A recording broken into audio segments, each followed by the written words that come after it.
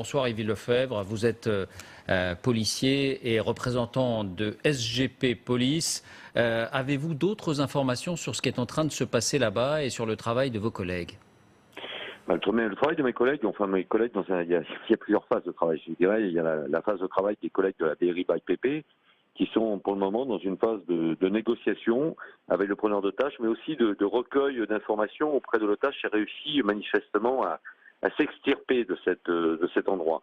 Là, ils sont en train d'essayer d'appréhender le profil de l'individu, d'essayer en même temps appréhender son degré de dangerosité pour essayer de le ramener à la raison, essayer qu'il libère bien évidemment les otages qu'il a encore de par lui, et qu'ensuite, lui, in fine, qu'il puisse se rendre, ou sinon bien appréhender l'intervention une fois que les otages seront libérés. C'est donc une opération particulièrement délicate, et concomitamment, nous avons tous les effectifs des compagnies d'intervention, mais aussi de tous les services possibles et imaginables de la préfecture de police, qui, eux, ont mis en place un périmètre de sécurité qui font en sorte de limiter le risque additionnel et de bien appréhender toute la potentialité de ce risque additionnel, et tout en préservant bien évidemment les passants, les habitants, les employés qui sont à proximité du 45 de la rue des Petites Écuries. De ce que vous en connaissez, Yves Lefebvre, vous nous confirmez que le caractère terroriste de cette action n'est pas retenu à ce stade? Non, moi je vous confirmerai rien, M. Jadas. Pourquoi? Parce que là, pour le moment, je crois qu'il faut attendre.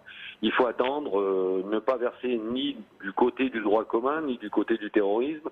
C'est une fois qu'on aura interpellé l'individu, qu'on aura déterminé son identité, qu'on aura bien déterminé quelles sont ses aspirations dans cet acte criminel, qu'on pourra savoir si on est dans du droit co ou si on est dans un acte terroriste. Mais franchement, aujourd'hui, quelle est la barrière, quelle est la frontière entre les deux? Je crois qu'il y a malheureusement une porosité complète entre le droit commun et le terrorisme. C'est pour ça qu'il faut éviter, je crois, d'avoir des jugements hâtifs en la matière.